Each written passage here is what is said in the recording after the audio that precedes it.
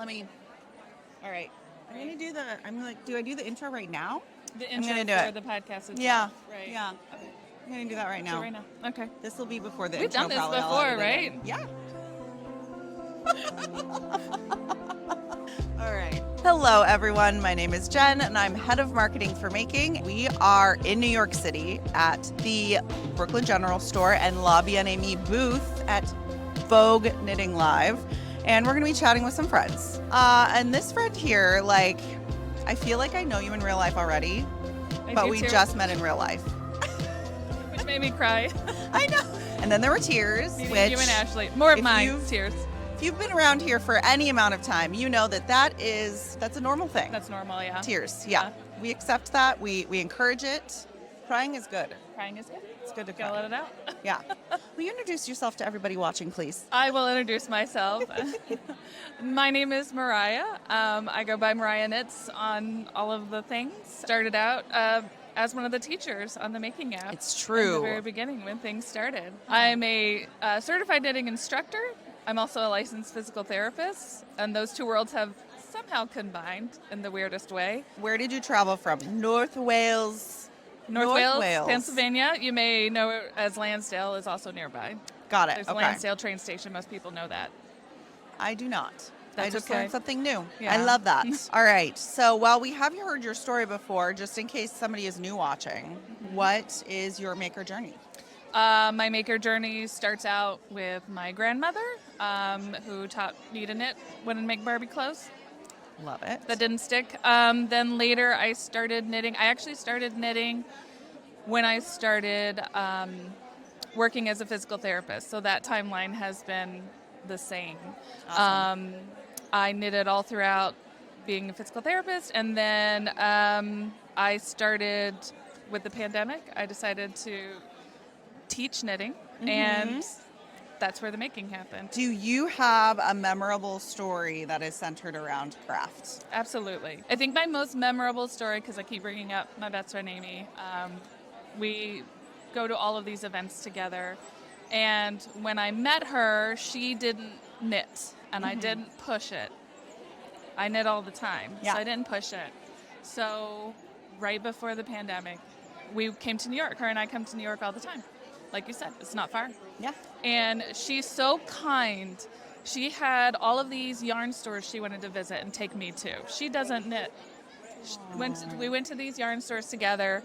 And this one, and I forget the name of it, there was no storefront. It was just this weird elevator we went up, and we ended up in this loft, and it was beautiful.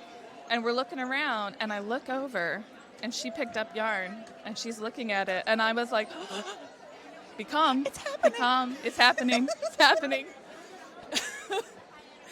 And she did. She bought yarn.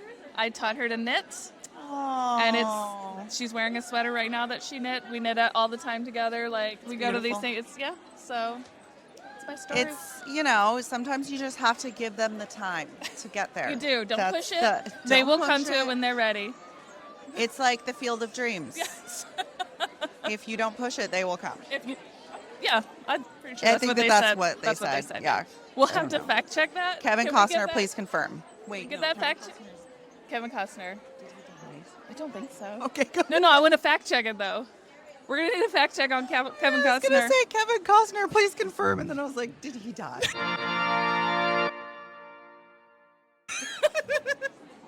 All right, if he is dead, then we will cut this out. Oh, I knew that was gonna happen too. Okay. No worries.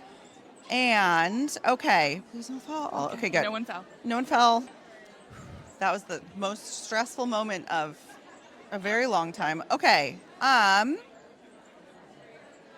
I'm thrown off. You're gonna have to cut that out. Or not. That's awkward. Have you seen how many awkward moments we do have in the podcast? It's probably stagnant. I don't think any of them are awkward. They're genuine and lovely. That's and it's such fair. a pleasure Okay. to listen to and watch. Oh, yay. I love that. We just recorded and released a podcast about pricing. What do you think as a maker community we can do to help raise up makers and ensure everybody is getting paid what they are worth while still ensuring things are inclusive? One of the easiest things that most people can do is their language. Mm-hmm. So instead of saying, I'm not going to pay that price for that pattern, or for that yarn, maybe say that is not feasible for me right now. If someone else is going to buy that yarn, then that they shouldn't feel guilty about that. But also, I feel like not talking negatively about it. So, saying that's a lot of money, that's too much to pay for a design, too much to pay for a book. So watching that language. Or if you go to a fiber festival and you see someone's wares and you think that is too much, I could make that for don't say those things. It's okay to like have that moment where you are like, oh, I can't afford this right now. That's absolutely fine. But you also have to think about the fact that 9.9 times out of 10, the person who is pricing their stuff at that point has done a lot of math, and they're trying to ensure that they get paid a livable wage. Yep. And maybe even thinking like if someone is knitting with the big hot topic, right, is the acrylic yarn. Yeah. Right? That real. Hot topic. A lot of knitters won't touch acrylic, which is why I try to use like as much acrylic as possible for my knit projects, just to show you can use whatever yarn that you want and it's going to look fabulous if you have some talent on the hands that are actually making the project. Wait, hold on. That shots fired right there. If you have the talent, you can use whatever you want. That's true. Exactly. I mean, it does not. I was like, oh, this is how we get people to watch our reels. There's going to be a feasibility there for people, and that sweater, that project, that thing that's been made isn't of less quality because it's still made with love. Yes. It's still important to somebody. Somebody worked hard on that. Then, again, using our language there. Yeah. And you don't even have to say things like, oh, I wouldn't have picked that yarn. But like that, you worked really hard on that. I can see that you put a lot of love into that. Yes. Or don't say anything. That's or also like, working on what your a great language. color, Yep. or Yep. like that's a great stitch. There's probably a reason why that person picked up the whatever yarn that they picked. Yep. And even if it's because they like it, that's fine too. That's what matters. Yeah. Yeah. Thank you so much. Welcome. Yay. Yep. Okay. Well, follow Mariah in the Making app. OG. All right. Thank you again. Of course. Yeah. So there's the universe was like, nope. Universe now. Yeah. Okay. Would you like to introduce yourself to everybody? Yeah. Hello. My name is Julie Robinson. I am a designer and educator, and I love making. The app and the act. All of it. And you're here in New York. We're here in New York. I also live in New York. So you didn't have to travel very far. No, not very far. Now, you've already been on the podcast. It was a listen-only version. So now people are like seeing your face if they're on YouTube, which is great. It's a good face. It's good. Oh, Yeah. thank you. Yeah. Do you want to give like a brief history of your making journey? Sure. So I was a very crafty kid, always getting up to something, and I loved it so much I decided to study fashion design. And I have worked as a fashion designer for my whole career. And now what I've been doing is taking a lot of the things I learned designing for other people's brands and bringing that back to knitters and crocheters who want to do better and more with, their garment designing and increasing size inclusivity in the fiber arts industry. So I teach a couple of classes on design and on pattern grading. If anyone wants to know about those classes, where do they go? I'm so glad you asked. www.julieatwork.com. And I am Julie at Work all over. First question. Since we are a multi-craftual app and podcast, tell us one craft that you really want to learn. Oh. And one that you have learned but you haven't done for a long time that you're like, I should maybe bring that back. I haven't gotten nearly as much into crochet as I wish I was. I have made like one bag successfully. That is the only crochet project I have ever been able to make successfully. Like when I was younger, I would play with it and I'd end up with like the little blobs. And pottery. Oh my gosh. I wish I knew how to do a wheel. Oh my God. I would be unstoppable. Yes. And then you could have your moment like Ghost, the movie. Yes, exactly. And I would have beautiful dishes. If you could craft with one person, famous, family member, or friend, anywhere in the world, who would you craft with and where would you go? I was just listening to Shirley Payton speak, and so I would say I want to go to France and knit with Shirley Payton. Like someplace cute, someplace small, you know, have like a little snack. Like a little coffee like tea. somehow be able to transport yourself back to the time where Amy had her cafe. Yes, exactly. And then you knit there. With Shirley Payton. And with Amy. And with Amy. Oh my God. Yeah. It just The whole got better. crew. Yeah. The it whole got crew. better. I love it. What is the most favorite thing that you have ever made? I think it might actually be this. I wear this all the time. I haven't released a pattern for it or anything, but it's some of my favorite yarn that's not Catskill Merino. So this is alpaca from Amano. It's called Puyu, and it is a blown alpaca silk. And then this is their Eco Puna. So this is undyed alpaca on the button band. So, and then I put a little detail on the pocket here. So, yeah. Oh yeah. So it's like around the pocket. Yeah. So we bring Cute. it back. I love it. Yeah. So are you going to release a pattern for it? Or Yes. is that maybe Yes. someday we're gonna Yes. work on? No, I will release a pattern for Okay. it. So keep an eye out then. I just need to do it. That's fair. Thank you so much for chatting. Thanks for having me. Yeah.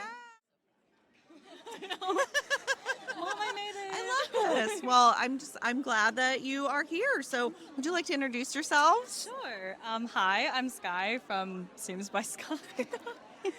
I'm Marina from Marina. What is your maker journey? I guess I started knitting and crocheting about 5 years ago after a really bad breakup, and it basically brought me back to being human again. And since then, like, I've learned a lot about like what I'm sensitive to, what I prefer, and right now I'm looking to grow into like different mediums. I've started knitting when I was like maybe 14, but I never was too into it. A friend just introduced me into it. And then I started crocheting in 2020.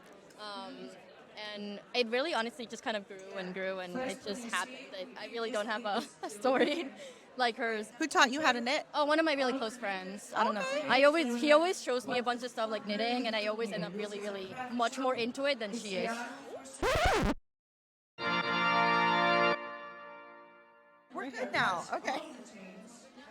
You've seen me in my most panicked moment of the weekend. So congratulations. And we're bonding. It's trauma bonding.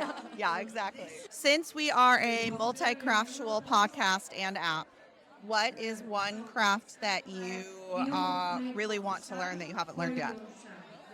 Oh my gosh, I'm already prepared. Tambour embroidery. I bought a kit last year, and at least in my home country's traditional textile art, they involve like a lot of embroidery, including tambour, and like it's very pretty. And I feel like it'll also bring me like closer to like traditions that my grandmother had tried when she was still here, and learning how to make like the textiles that I've seen like my ancestors wear. I really want to try needle felting, I think it's called. Yeah. But I mean, I've tried it before, and I've made little cats, which are very cute. But I really want to implement it into clothing and like be able to make like 3D stuff, like texture things. That's going to be so cool. It's also really good for like mending too. Okay. Yeah, I didn't know Felt, that actually. felt over a hole and stuff. We just recorded a podcast about pricing in the maker community, which is like Hot topic. Yeah. hot topic. As a maker community, what do you think we could do to ensure that people are getting paid what they are worth while also remaining inclusive? Wow, that's a very Asking the in-depth tough question. questions. Yeah. I don't know if this is the best answer, but if you're selling, something I've noticed that does really well is when like sellers have a variety of products, not just like physical products, but also like classes or kits or patterns, especially because a lot of people want to learn. Yeah. And I think that like inclusivity and learning go hand in hand, in which like if you want to learn, there might be a free pattern that is paired with like a paid pattern if you want to learn more. There might be a kit that goes along with it if you don't know if you can afford like all of the skeins of yarn that a project requires. I don't know if that's the best answer, but just based on what I've seen. Cool. I think as a seller, I think actually kind of what you touched on, having a variety of products that you're selling. Personally, I do things with cotton that are a little bit more on the more affordable side, and then I do like one-time unique pieces in like a much more fancier yarn. That's going to be more expensive, but that allows the market to be a little bit. It's more inclusive that way, right? And I think in general, though, I would say we have to learn to appreciate the time it takes to make the clothing or the hat or whatever it is that you're making, both as a seller and as a buyer. Appreciate your own time, but also appreciate the time of the creator, because we would all love to have hand-knitted things, but they do take a long time. And Yes. that's something that's very important to keep in mind. Yeah. Not off the rack. When there are people who say, "Can you knit me a sweater?" I say, "No, you can't afford me." Yeah. I mean, it's Because of the time, right? yeah. Like, And that's a big- materials, depending on the material. And it's not even talking about materials, just Yeah. time. Another thing that we've been talking about a lot is this like weird dynamic of crochet and knitting not being on the same level playing field. Yeah. How do you feel like we could be more craft inclusive with crochet and knitting as a community? I have kind of I don't know if this is a controversial answer, but I think like before even getting to fiber and arts and crafts, it goes all the way down to being accepting of people's differences. Regardless of who you are and where you come from and what makes you special, at the end of the day, like if you like to craft or you like to make things, you like to make things. And that's what brings people together regardless of like what medium that is. Yeah. And that's the bottom line. Like regardless of which particular craft you prefer, at the beginning it's about finding community and like learning different things about people who you might not typically be around. I think it's silly. I don't really get it. I crochet and I knit, and I started knitting, but then I dropped that, and I hated crocheting because I thought it was too hard, and then I started to crochet, and I loved crocheting, and I don't know, it seems so silly and so meaningless. Like, I don't pay attention to it, and I feel like that's kind of what we should do. I don't get it. Like, you think you're better because you knit instead of crochet. I don't know. Okay, sure. Yeah.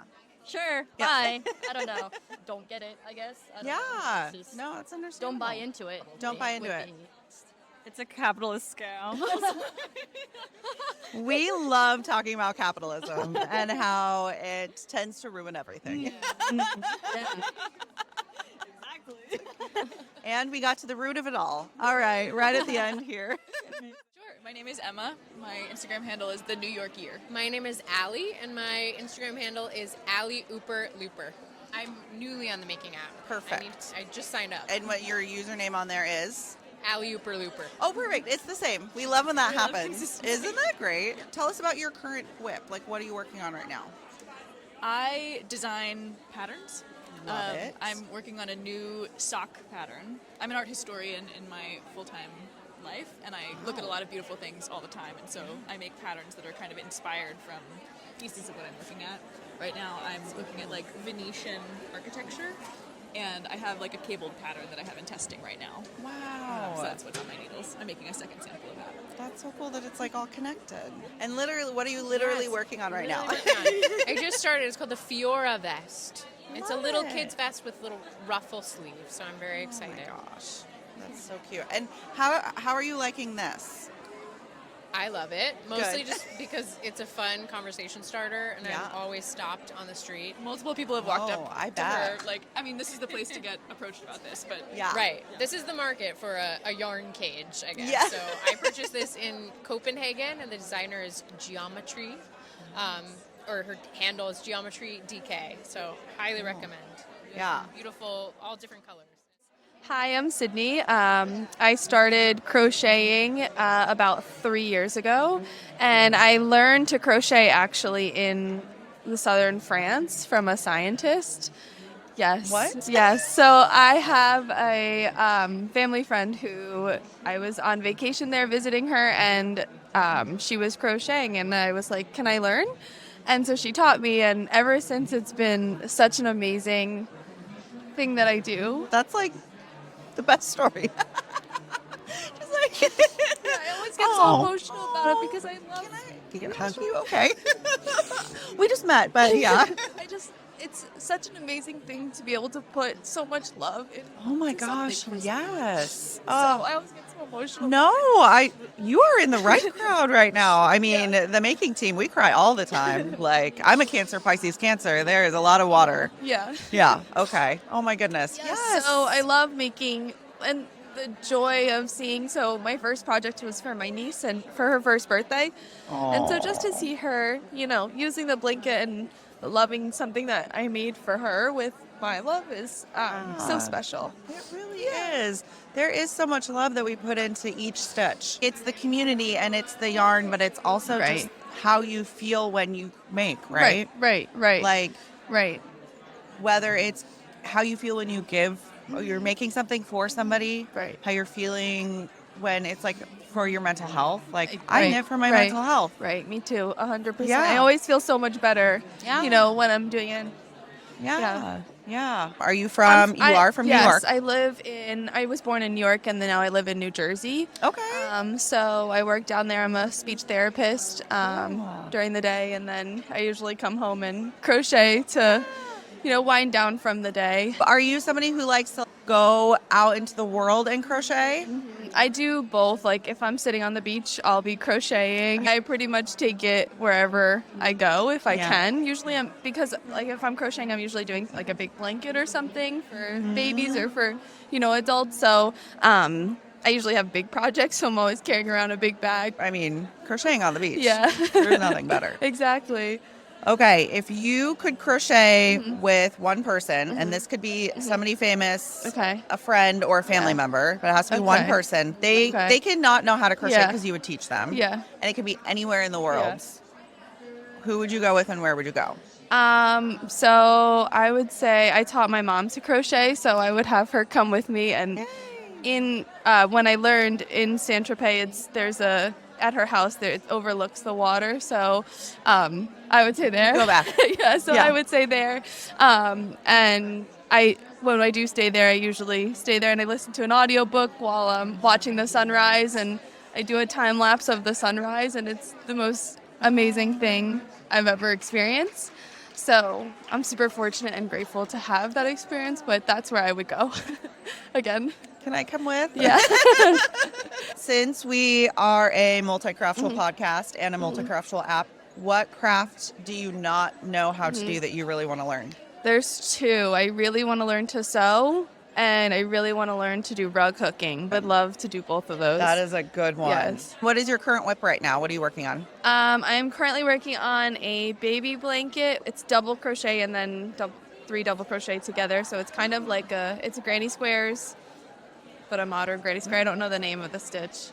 But it's a baby blanket. It's blue, dark blue and white, and then has like a lighter blue mixed in. So, yeah. Awesome. For my new nephew that was born last week. Congratulations. Yeah. Thank you. Oh my gosh. Thank you. Being an auntie is the best. It is the best. I am also an auntie, and it really is the best. Yes. Yeah. Well, thanks for chatting with me. So much. Yourself to everybody. Sure. Hi, I'm Derek Rollberg. I work for Katia. It's a brand out of Barcelona, Spain. Love it. Do we talk this way or do I Oh, either way. Oh, We can okay. we kind of yeah.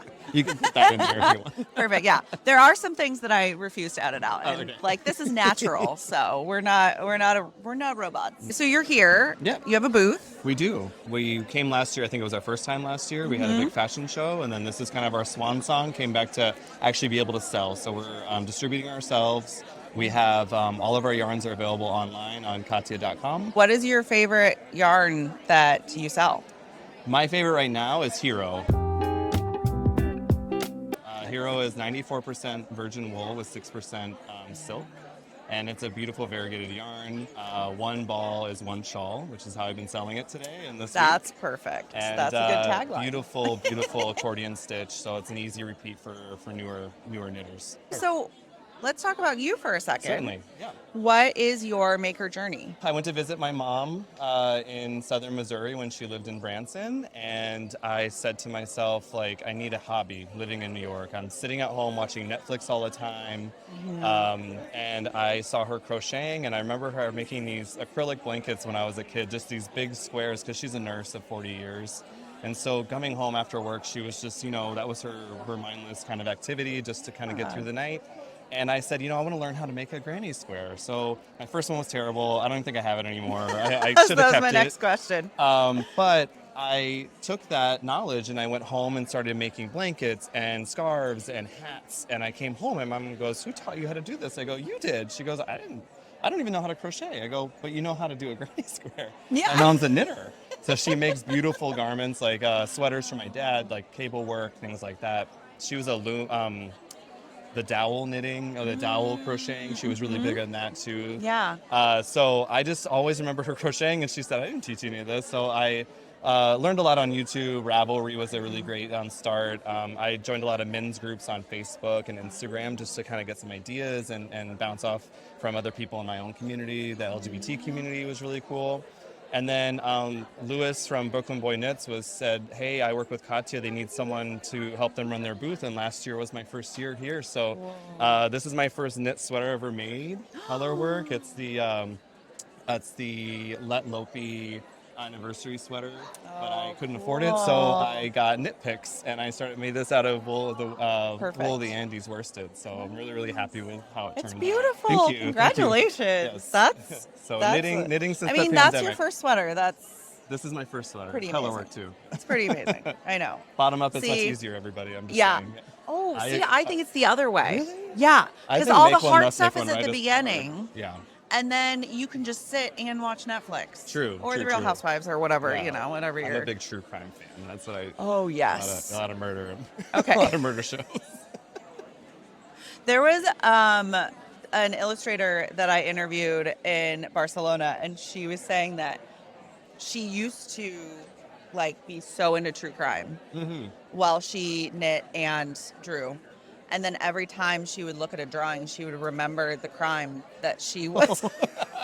And she draws cute little fluffy bunnies. Oh. So it didn't really go. It didn't mix. Yeah, yeah. So Paloma stopped doing that. And now she watches things like Love is Blind. So, Got it. Oh, I love that show. which is also terrifying. Beautiful show.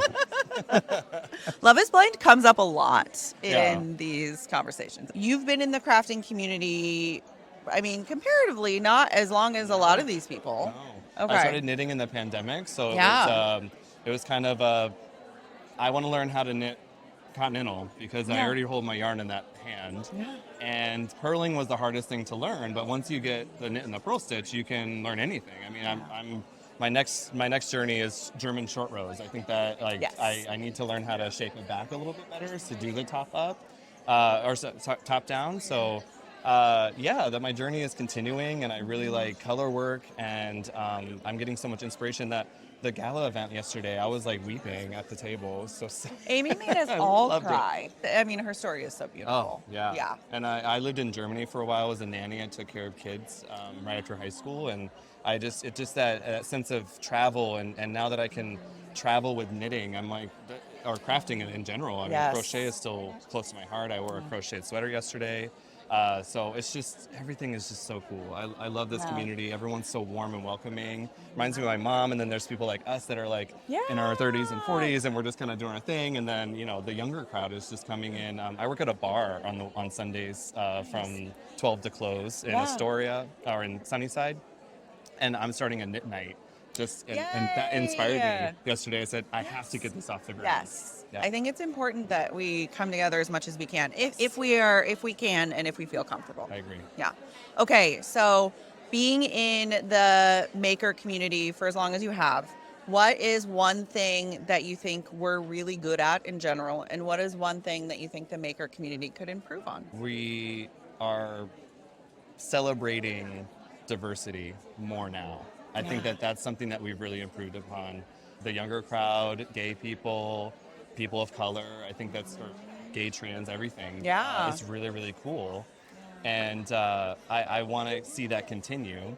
Something we could do a little bit better is maybe more tutorials on how to read charts, and maybe even teaching people how to write charts. I think crochet charts in general are very confusing because it's hieroglyphics at that point. Yeah. And then if you don't know the hieroglyphics, then you have to read a strange language, which is 1 DC plus 2, 2 chain, It's so Yeah. many things to Yeah. learn when, a knit pattern is just like knit 15, purl 1, knit 15, Yeah. purl 1, which is really cool. But it's a little intimidating. I think crochet definitely needs to be boosted. I know this is a knitting live, but I think I love that it's all crafts here. I think that I saw some weavers, I saw some felters. Yeah. It's just, I already have too many things in my small apartment. I have a sewing machine. I started quilting during the pandemic. That kind of stopped. Yeah, it's a downward spiral, but it's inspirational. I'm finding It's an so many upward cool spiral, things. really. Yes. It's an uphill climb. Let's Yes, just say. that's fair. That's fair. I just realized the light's not on, but I think we're fine. No, I think we're fine. Yeah, we're good. We have a bright personality. I think everything true. is just, we're beaming. I'm red because beaming. I'm nervous. I'm sweating down my back. I was like, this is perfect for the 40-degree weather, and I'm in here and I'm like cooking because I'm so Oh my nervous. gosh, I know. It's so funny that we're all like, we must wear our knitwear to these events. Yeah. But at Rhinebeck, gets it's like warm. 85 degrees at Rhinebeck at the end of September, and I'm like, I'm still wearing this. Like, I'm wearing what I made. That's fair.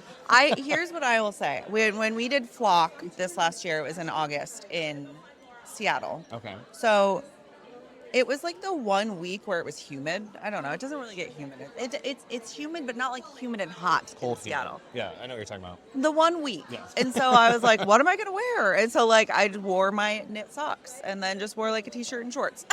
Work, honestly work. So there's your pro tip. If you want to wear your knitwear and it's hot, just wear your wool socks with like cute wool socks with shoes, and then you can do whatever. We just had a little tangent, side conversation. Yeah. I call it a side quest on the podcast. Yeah. Yes. Yeah. It's good. It's the ADHD. Okay. I'm a gamer too, so I'm definitely on for the side quest. Perfect. I was going to ask what your favorite thing was that you ever made, but I'm assuming that's this. This was the most complex thing that I made, and it's scaring me to start something else because it's not living up to that challenge. So I'm trying to find more color work stuff, maybe color work with cabling. I saw some stuff yesterday with Amy. I was like, that's insane. I that little front part on that neons and neutrals. Yeah. Look, Yeah. beautiful. Yes. I loved it. I said, I've always wondered how I can incorporate color with cabling, because sometimes cabling, it's cool with the texture, but you want to have a little pop in there. Yeah. This would probably be my favorite thing that I made, and it's a pattern that I could definitely go back to.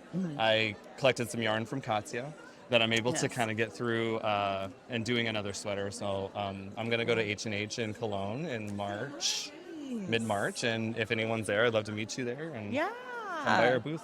Tell us the brief story about the yarn brand then, because we also want to talk about that. Yeah. They've been around for 70 years. It was started no one's named Katia, by the way. It's just a mom and a dad that decided to take their fabrics and their yarns and create a company over 70 years. They're one of the premier brands in Europe. And their journey just started in America, and we're just trying to get outreach to stores, and I'm looking for representatives. I'm looking for stores to carry our brand again.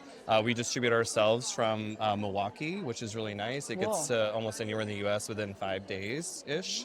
I have a really supportive team in Spain. I'm the only employee in the U.S., so if you're talking to someone in the U.S., it's going to be me. And I'd love to, help people on their Katia journey as well. I used to work in hotels for 15 years, and it was exhausting. I used to work in hotels too. 12 to 15-hour days. Yeah. I was running the hotel, fire alarms. I don't want to say it's like Amy's story where it saved my life, but it definitely gave me a different purpose where I said, I have a community, I'm in my 30s, making a career change is really difficult at this time, but they're inspiring me to continue and to do better, and they're involving me in a lot of the processes of how to bring the brand over here, and it's something I never did before, so it's exciting for me to have this kind of job. So You're learning. I'm learning. You're learning through doing. Yes. And in such a beautiful space. Yeah. Come see us. In May, we'll be at H&H in Chicago. So if you're a store or if you are a representative and you're going to be at H&H, please come by and see me. I'd love to see you. Awesome. Yeah. Cool. Thank you Thanks for having for chatting. me. Yeah, thank you so much. It's so nice to meet you finally. You too. And where can everybody find you and the yarn brand, just real quick? So we're available at katia.com/US for the store. We're on Instagram at Katia Yarns, and you can find me at knit.top89. Awesome. Cheers. Thank you. Thank you so much. Cool. Let's get into these questions.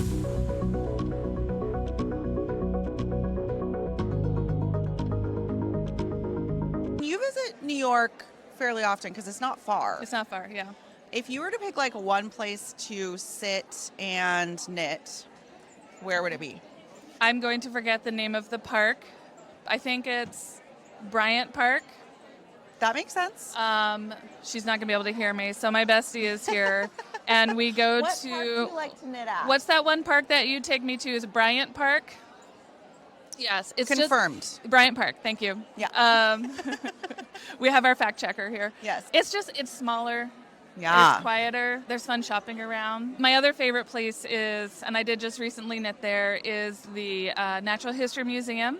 Oh my! You knit in the Natural History Museum. So not even just in the net. So I just took my son there. We've been in this museum so many times, and they have a new section. The architecture is just very organic and like almost like a beehive.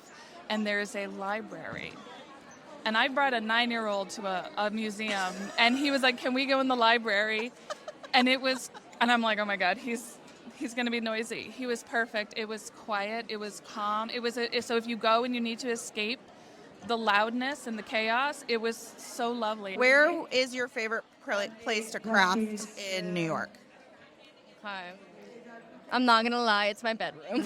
Perfect. Okay. Well, now you just told everyone where you live. Well, that's okay, no worries. It's New very York City big. is It's New York City is fine. Yeah. Okay. Yeah.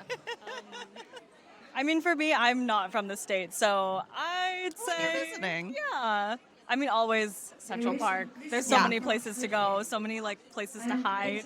Yes. Yeah. And so many places to just relax, too. Yeah. I didn't know if you were gonna say her bedroom. Probably with friends or on the subway. Oh, on the subway. That's a good one. I'm going to say my apartment because we've had a couple lovely knit gatherings and it's been so nice. Nice. Or the Center for Fiction. There's a great knitting group that goes there on the last Sunday of the month, and that's a nice place to gather. Beautiful love space that. among the books. Okay. Okay. Is there a booth or designer here that you just learned about that you're like excited to explore more or share with other makers?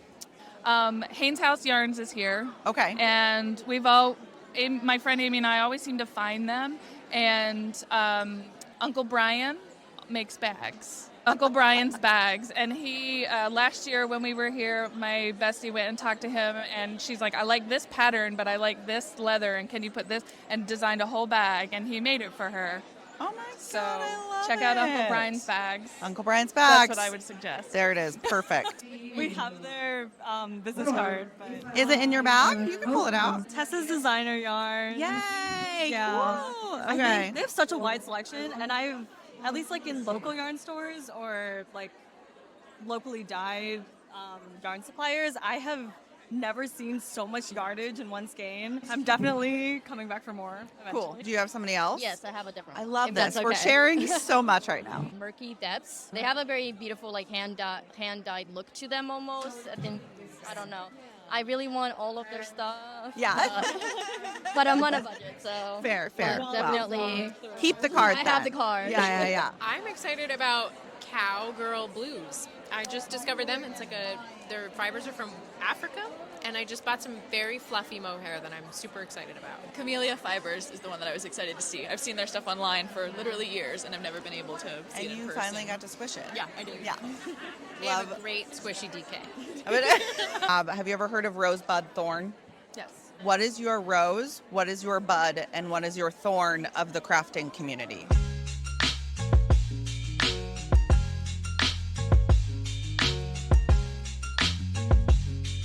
These opportunities to get together and meet and connect. So many people that I know from so many different sections of my life have shown up. I love it. I was shocked, So I love that connection. Something that I am hopeful that will happen, and something that we can do better, right? Those are going to be kind of tied together, because something that I'm hopeful that will do better is more inclusivity and accessibility. And that word, that accessibility word, can mean a lot of things. I tend to think about it in a physical nature, the physical accessibility. So I'm seeing more things moving towards that. So that's Yeah. the thing that we can do better, is being more accessible. But of course, my thoughts are always physical, as a physical therapist, working with people with of mobility course. issues. But also now there's a quiet place here for people to go to, which is great for sensory challenges, patterns that are written for low vision, things like that. So Yeah. that's something that we can definitely do better, that Yeah. I'm excited about. And I kind of see that happening. Yeah, it's starting to happen more and more, which is awesome. Because of my background, I've been being creative for a living, and so that puts a lot of different stressors on you. And I think just being able to see and connect with people who are really making things for themselves and just for people that they love with none of that behind them is really Yeah. pure. And that's why I love doing the work that I do and connecting with those people. And Bud, Absolutely more size inclusion, obviously. yes. That's a great answer. Can I say something that I see improving? Yeah. Okay. So we've seen a lot of new fiber festivals popping up. And I think I'm really excited to see where some of these festivals end up going and what they end up inspiring. Yeah. Because we haven't seen anything like that in a really long time. Rose would be getting to meet other creatives from across the world. I think that was a big rose this week, of getting to meet so many wonderful people. A bud is, I met 2 brand new knitters today walking around. That's a real bud, you know? How exciting is that? To invite people into the yarn community, making community. I would say the thorn is, I don't know. There's often so much drama in this community, and people are quick to jump on things. So I would say that's a little bit of a thorn.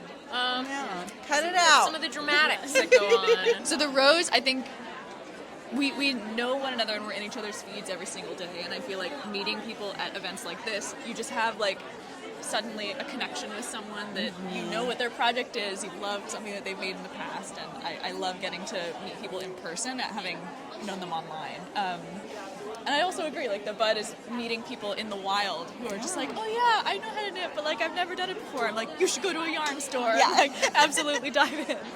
And I'd say that like the thorn can sometimes be like competitive spending, like, you know, just trying to out luxuriate one another with like the most expensive yarn or the sort of people looking down on those who are on a tighter budget, who work with acrylic yarns, who buy from big box stores, who like that's what's in their needs. Like I feel like there's a little bit of judgment there that I could do without, honestly. Can I add another rose? I mean, also because I've only been designing for a couple of years, but seeing people, like I met one of my test knitters in real life here today, and I'm like, oh my god, I've never had that happen before. And she's been testing for like 3 or 4 designs.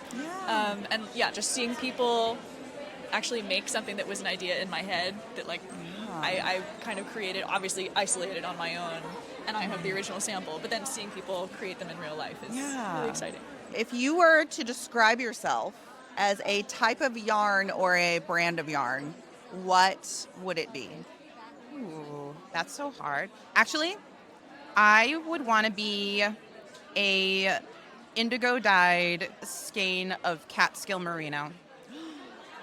Okay, but now you have to explain that. Okay, so Catskill Merino is this amazing farm in New York, and it was like one of the like first like serious knitter things that I bought. So when I was going to school, I lived in the dorm off of Union Square, and so every Saturday I'd come out, and the door of my building was like right behind the Catskill Merino booth in Union Square, and so it's just like, oh my god, the most beautiful colors. I knit my very first sweater with yarn from them, and it was great because I was like working off of some tutorial on doing top-down raglans, and I had no concept of how to estimate how much yarn for anything.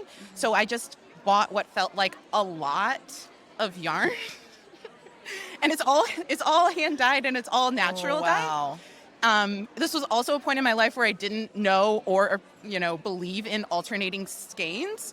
Got it. Yes. There was a lot of learning that happened in this project, but I bought a lot. I love that.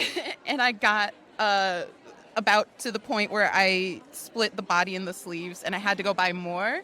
I still have the sweater. I still wear it all the time. It's color blocked, and I love it so much. There's such a good story with it. I just think that the quality is so good, and they care so much about what they do, and it just really shows. Why would that be described as who you are? Who I am? Yeah. I think it's just what I aspire to be, probably. You know, just like always just going for your best and trying to stay natural, stay chill, stay grounded, you know? Yeah. So you see that in like the natural dyes. It's perfect. That's a great question. I guess I'd be like a merino cashmere nylon stock yarn. Something like a little luxe, but practical. Perfect. I'm a squishy DK. I'm trying to think, like, what do I use the most? Why are you a squishy DK? I think I just like think of my stash and then also what I've just been drawn to today. It's Yeah. a nice DK weight yarn. Nice. It's got some squish. Yeah. That's a great answer. Yes. I honestly don't know a lot of different yarns. I don't know. That's okay. I don't know if I would really. I've only really used cotton or acrylic, which I know I've seen like a bunch of memes about the acrylic yarn. Oh, well, we don't acrylic shame around here. That's not, we don't play that. You can do Right. I think that's anything. really all I've. You can make anything beautiful with whatever you have access to or whatever you like to. Okay. Because, like, a lot of times, like, that's also more accessible, right? I mean, Right. That's really what I learned on. Yeah. This thing that we do is not cheap. Right. Yeah. Right. Exactly. So never feel any shame around Okay. that at all. And if somebody gives you that, just send them to me and I will Okay, take I care of it.